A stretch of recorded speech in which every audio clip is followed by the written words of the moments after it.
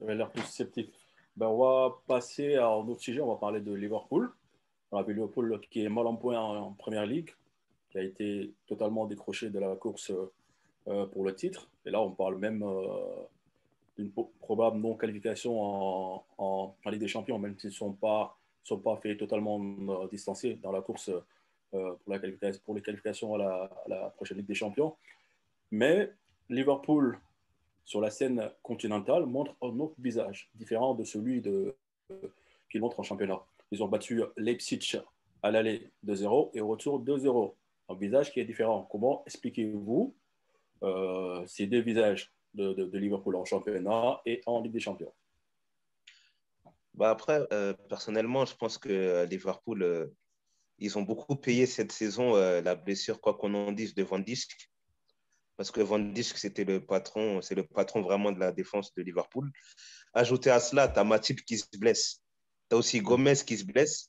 Tu te retrouves à mettre Fabinho à milieu de terrain en défense centrale. Donc, tout ça, ça fait que Liverpool n'a pas la cohésion qu'il faut déjà. Et il doute parce que y a pas le patron, il n'y a pas le leader. Et aussi, quand on ajoute à cela, pour moi, la blessure de Diogo Jota, le Portugais, ça a aussi ajouté une autre difficulté à l'équipe de Klopp parce que lui, au moins, quand les trois de devant n'arrivaient pas à marquer, Diogo Jota, il pouvait rentrer et marquer le but qui donnait la victoire à l'équipe. Mais quand Mané est fatigué, quand Salah est fatigué, quand Firmino est fatigué, il n'y a personne aussi qui fait la différence. Et aussi, je trouve que Thiago Alcantara ne s'est pas bien adapté aux exigences de la Première Ligue parce qu'il perd trop de ballons. Moi, des matchs que je vois, il perd trop la balle et il la joue facile. Il pense qu'il suffit de contrôler et de donner comme on joue en Espagne ou je ne sais pas où. Mais la Première Ligue, c'est un championnat très exigeant. Avant tout ça, il faut être au top physiquement. Et je ne pense pas que Alcantara soit au top physiquement. Après, je pense que vu qu'ils voient qu'ils sont distancés en Première Ligue, parce que Manchester City est en train de s'envoler comme pas possible, ils ont quoi à jouer en Ligue des Champions. Parce que pour moi, quand tu arrives à battre le deuxième du championnat d'Allemagne en aller-retour 2-0, c'est que tu as ta place dans cette compétition européenne et que tu es capable de créer la surprise. En plus de ça, ils sont pas favoris pour gagner la Ligue des Champions, vu ce qu'ils sont en train de produire en Première Ligue. Donc, je pense que ça peut être une équipe surprise pour, euh, comment dire, pour le sprint final de la Ligue des Champions. Parce que quand même, ils ont un effectif de qualité. Mais à condition que les trois de devant fassent la différence et se réveillent. Parce que, Enzo? on peut dire que, par exemple, que Sadio Mané, il n'est pas au top. Mais il ne faut pas oublier que Sadio Mané est là-bas un travail pour moi beaucoup plus important qu'un Mohamed On Salah, par reviendra exemple. sur son cas juste après avoir fait le truc. Lenzo, qu'est-ce que tu as à dire par rapport à ce que vient de dire Enzo? Alors, Liverpool, bah, ils ont des problèmes en défense. Bah, évidemment, c'est Van Dijk, hein. C'est Van Dijk fait que là, ils ont en Premier League, ils sont largués, ils ont pris beaucoup de buts. La solidité défensive qu'ils affichaient, ce n'est plus le cas maintenant. Moi, j'ai une autre hypothèse aussi que je veux rajouter. En fait, euh, Liverpool, ça fait 2 ans en fait, et c'est une vraie machine. Les 2 dernières années là, euh, il y a 2 ans, quand ils perdaient la Ligue des Champions, quand ils perdaient le championnat, ils sont allés en finale, je pense, je ne sais plus. En tout cas, en championnat, ils avaient fait un sacré parcours et Manchester City avait gagné. Ce Liverpool-là méritait même d'être champion. L'année dernière, bah, ils ont eu un championnat de ouf. Je pense qu'ils ont eu une défaite ou je ne sais plus. Voilà, une défaite. En fait, pendant 2 ans, Klopp a sacrément tiré sur les cordes. Ces deux championnats-là, plus la Ligue des Champions, les joueurs, ce n'est pas des machines. C'est très, très difficile de rester performant, surtout au niveau de Liverpool, en fait. Je ne sais pas si on se rend compte du niveau auquel le Liverpool a joué ces 2 dernières années.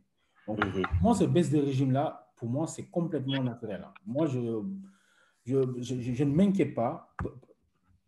Club peut-être n'arrive plus à remotiver, n'arrive plus à remobiliser. Ça fait partie du cycle d'un entraîneur, en fait. Un entraîneur, tu fais 2 ans, 3 ans, tu tires le maximum. Après, tu peux galérer pour remotiver tout le monde, etc. C'est même pas que le club est mauvais ou pas. Non, non, non. C'est juste le cycle normal d'un entraîneur, d'un club de foot, etc.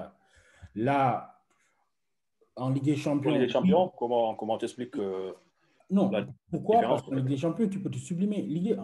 La lassitude qu'on connaît en championnat, c'est pas forcément la même chose avec la Ligue des Champions, quoi. La Ligue des Champions, déjà, c'est du one-shot à chaque fois. Bah, tu joues une fois, 2 semaines ou un mois après, tu rejoues. Là, tu peux tout le temps retrouver une certaine adrénaline, etc. Alors que le championnat, je pense qu'il y a plus une lassitude qui s'installe, etc. Moi, j'attribue tout ça, si vous voyez mon raisonnement, pour moi, c'est plus dans les têtes et dans les jambes que ça se passe. Ce n'est pas un problème de tactique, ce n'est pas un problème de... Voilà. C'est surtout là que Liverpool peine. En Ligue des Champions, ils peuvent très bien faire un bon parcours, surtout qu'en championnat, ils sont largués. Hein. Là, l'objectif, c'est vraiment mettre le maximum sur la Ligue des Champions. Attention à Liverpool. Moi, je pense qu'en Ligue des Champions, c'est possible qu'ils fassent quelque chose, surtout sur 2 matchs, avec leur style de jeu qu'ils ont. Ils peuvent faire mal. Hein. Moi, si j'étais n'importe quel grand club, bah, même un Liverpool qui est 5e ou 6e en championnat, je n'aimerais pas les prendre en Ligue des Champions. Hein. C'est sûr. Excuse-moi, Linzo, j'ai une question à te poser. Donc, toi, tu penses que le contre-coup de Liverpool, c'est dû à une usure mentale et Exactement. physique, c'est ça? Mental et physique. C'est ça. Bon. D'accord. Moi, j'aurais ajouté un truc.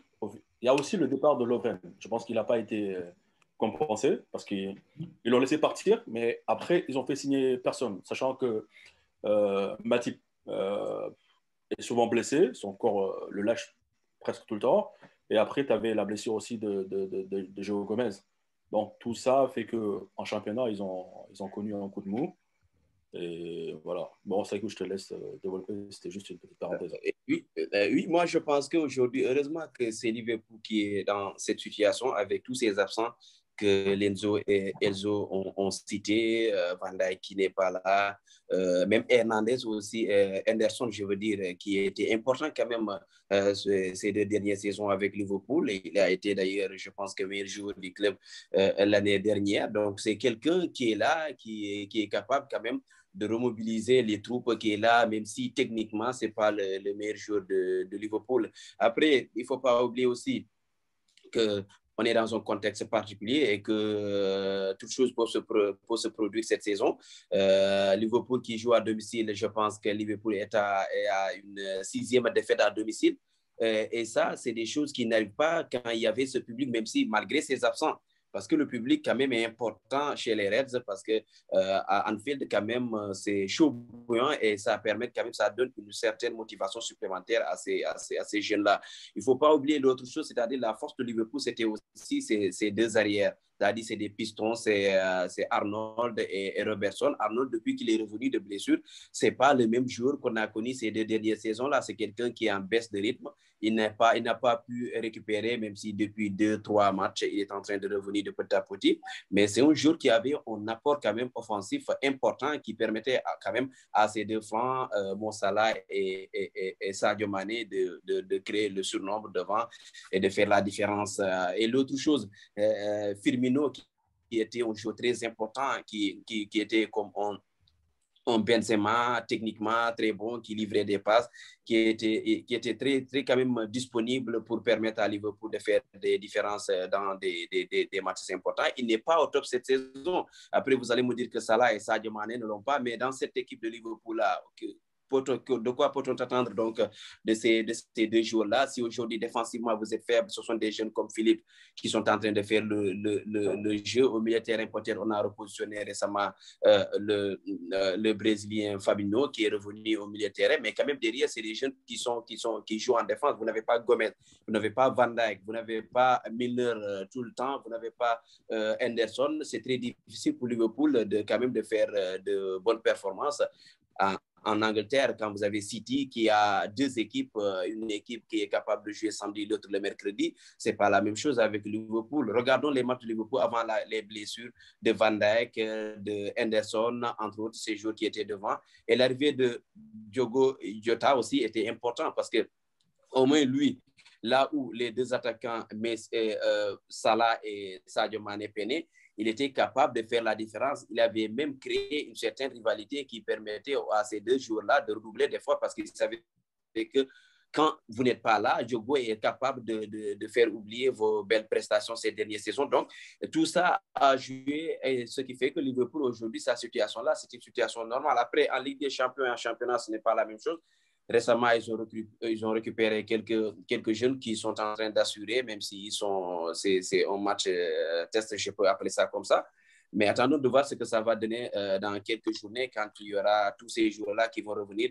Peut-être qu'ils vont finir quatrième et se qualifier en Ligue des Champions. Et en Ligue des Champions, déjà, cette saison, tout faire pour au moins disputer les demi-finales. Mais je vois mal Liverpool quand même gagner une Ligue des Champions ou bien même arriver en demi-finale. Ce sera vraiment une grande chance pour Liverpool. Mais en championnat, c'est déjà mort pour remporter le trophée. Mais finir quatrième, je pense que c'est possible. D'accord, comme on l'a fait tout à l'heure avec Gana Gueye, on va mettre le curseur sur Sadio Mané. On l'a vu lui aussi comme Liverpool, excepté Salah peut-être. Il est en difficulté en Première Ligue, mais en Ligue des Champions, il s'est montré décisif. Et là, aujourd'hui même, j'ai lu une stat comme quoi depuis la saison 2018, il est à une unité de Cristiano Ronaldo en marquant 12 buts à partir des huitièmes de finale. Comment vous trouvez cela? Est-ce que c'est grandiose ou voilà, vous êtes Bah, moi, personnellement, je trouve que Sadio Mané, ça fait depuis qu'il est à Liverpool, depuis qu'il joue la Ligue des Champions, moi, je l'ai toujours trouvé bon à partir des huitièmes de finale. Parce que je me rappelle, par exemple, je crois que c'était il y a 2 ans, du doublé qu'il met contre le Bayern. Même il finit la saison où ils vont en finale, ils perdent contre le Real Madrid avec 10 buts. C'est quelqu'un qui, dans les grands matchs, sait se sublimer et peut être décisif. Après, je ne dirais pas que c'est un problème, mais il ne faut pas oublier que Sadio Mané, à la base, ce n'est pas un buteur. C'est un ailier qui est capable de provoquer et qui distribue des bons ballons. Après, il s'est mis à marquer des buts parce qu'à l'entraînement, il a travaillé pour pouvoir marquer des buts, pour être plus décisif. Mais son rôle premier sur un terrain, c'est pas de marquer des buts. C'est vrai qu'aujourd'hui, statistiquement, il n'est pas à un niveau qu'on l'espérait au niveau des buts, parce que je crois qu'il a 7 buts en première ligue. Mais au-delà de ses buts, il faut voir le travail qu'il abat sur le terrain. Pour moi, il abat un travail beaucoup plus énorme qu'à Mohamed Salah sur son côté. Sadio, il sait défendre, il sait attaquer, il sait se replacer. Et on lui demande des fois de défendre, de se replacer et d'aller marquer des buts. Tu peux faire ça sur une saison et demie, mais physiquement, tu ne peux pas tenir 3-4 ans comme ça. Donc pour moi, comment dire, c'est pas mal que Sadio Mané soit en manque de buts parce que moi, ce que je vois de lui sur le terrain, c'est qu'il est toujours aussi percutant. Donc, si Sadio Mané garde toujours cette ténacité, cet apport offensif, d'aller percuter, d'aller centrer, d'aller défendre, les buts vont revenir naturellement parce qu'il travaille tous les jours pour marquer des buts. Les buts vont revenir. Mais il ne faut pas qu'on se dise dans notre tête que Sadio Mané, c'est un buteur. Ce n'est pas un buteur. Enzo, par rapport à la performance de Sadio Mané, moi, pour rebondir, qui talonne Cristiano Ronaldo. Pour rebondir sur ce que tu dis là, Elio, en fait, Sadio Mané, ben, tu as raison dans ce ça. Hein. Parce que le problème, c'est qu'aujourd'hui, on analyse les attaquants, mais qu'à travers les stats et les buts et les passes, quoi. On te dit Sadio Mané a été bon et on te parle de chiffres, quoi. Oui, il a mis tant de buts, etc. Mais Sadio Mané, combien de fois il a été bon sans forcément marquer, etc. Tu vois? Moi, en fait, moi aujourd'hui, là, Sadio Mané, il a marqué le deuxième but. Mais si je te fais une analyse sur son match, ce serait malhonnête parce que je n'ai pas regardé tout le match. Surtout que c'était au même moment que le match du Barça, tu vois. Mais aujourd'hui, tu as plein de gens qui te disent oui, il a fait un bon match parce qu'il a marqué tout. Très bien. Le problème, ce n'est pas que les buts, quoi.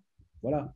Sadio Mané, moi, j'ai toujours pensé que dans l'attaque de Liverpool, lui et Firmino étaient comment dire, les deux plus essentiels, quoi. Beaucoup plus que... Les deux maillons forts. Ouais, exactement, beaucoup plus que Salah. Hein. Salah, j'aime pas sa mentalité, je trouve individualiste, etc. Tu vois. Un finisseur. En fait, on ramène tout au collectif. Liverpool est bon en Ligue des Champions, pas en championnat. C'est la même chose pour Sadio Mané. Sadio Mané, c'est un joueur d'équipe. Hein. Et évidemment, si Liverpool est plus performant, bah, il sera encore plus performant.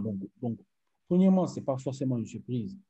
Donc, du coup, que Sadio soit plus performant en Ligue des Champions. Mais en Ligue des Champions aussi, comme je disais, moi, je suis sûr que, je ne sais pas s'ils vont gagner ou pas la Ligue des Champions, mais dans les matchs qui vont rester, surtout les matchs à élimination directe, Sadio va continuer à être performant, hein, parce que c'est un joueur de, comment dire, il a le caractère, pas l'ADN, mais il a le type de profil pour briller dans les phases à élimination directe, surtout avec sa vitesse, etc. Tu fais bien de rappeler l'aller-retour contre le Bayern, il avait été excellent, tu vois. Il a ce profil-là et il sera capable de se sublimer. Moi, je ne fais pas j'ai pas d'inquiétude pour Sadio Mané en Ligue des Champions. Franchement, non. Et où? Bon, parce que tantôt, Moussa, tu as cité, je pense que Cristiano Ronaldo après Sadio Mané, parce qu'il ne faut pas qu'on se trompe.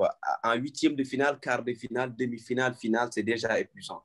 Vous avez joué combien de matchs pour arriver ici? Vous avez joué des matchs de championnat, des matchs de coupe, des matchs de phase de poule et arriver en huitième de finale déjà. Pour les joueurs qui ne sont pas prêts physiquement, ils sont épuisés. Ils ne sont plus capables de répéter les mêmes performances. Après, Sadio Mané, c'est quelqu'un qui est très sérieux dans sa carrière. Nous savons tous. C'est quelqu'un qui est très professionnel. C'est quelqu'un qui s'entraîne très bien. Et c'est quelqu'un qui sait qu'aujourd'hui, c'est le football son métier. Il mise tout sur le football. Donc, ce sont ces qualités-là qui font qu'aujourd'hui, arriver en huitième de finale, pendant que d'autres sont en train de perdre leur capacité physique et tout, lui, il est en bonne forme parce qu'il a travaillé au préalable. Après, pour ce qui est sa saison ou bien ce qui va venir en Ligue des Champions, je pense que aussi les performances de Sadio Mané aussi, il faut un peu faire ça, le link avec Sadio Mané et le Liverpool d'antan et le Liverpool d'aujourd'hui, parce que ce Liverpool-là, est-ce qu'il est capable de quand même d'aider Sadio Mané? Parce que Sadio Mané à Liverpool, c'est le joueur le plus généreux dans l'effort. C'est quelqu'un qui est là offensivement quand vous avez besoin de lui, il répond présent. Défensivement, il est là, il défend, il amène des ballons, il fait tout pour que l'équipe gagne. Mais devant lui, il y a qui? C'est Firmino qui faisait un peu ce boulot pour lui, faire des passes décisives et tout. Et on voit que Firmino, cette saison, ce n'est pas trop la forme. Et ça, là, on connaît, même si en attaquant, ça doit être égoïste et que la définition, cet adage qui dit que le football, c'est le sport individuel, le sport collectif le plus individuel. Ça, là, le plus important pour lui, c'est qu'il met du début. Que Liverpool gagne ou pas, j'ai cette impression, quoi, je peux me tromper, mais j'ai comme l'impression que ça là, sur son objectif, c'est mettre des buts. Après, Sadio Mané, il est généreux et tout, mais quand Liverpool n'est pas en forme, quand il faut plus défendre, éviter de prendre des raclés que gagner un match, je vois mal Sadio Mané battre encore certains records cette saison, mais après, il fait une bonne saison, il faut aussi le reconnaître, malgré la situation un peu difficile de Liverpool. C'est quelqu'un qui est là présent lors de toutes les rencontres auxquelles il a assisté. Il